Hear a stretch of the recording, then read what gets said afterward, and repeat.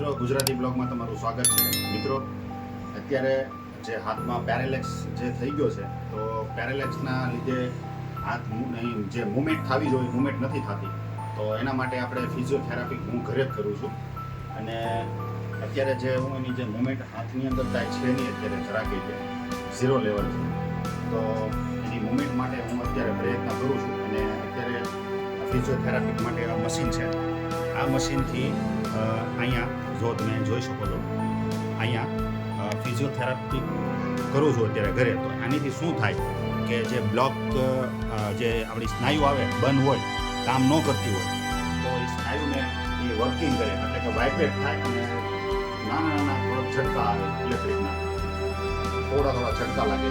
ઝટકાના કારણે જે મૂવમેન્ટ જે નસ જે આપણી બ્લોક થઈ ગયું બંધ થઈ ગયું મૂવમેન્ટ ના કરતી હોય,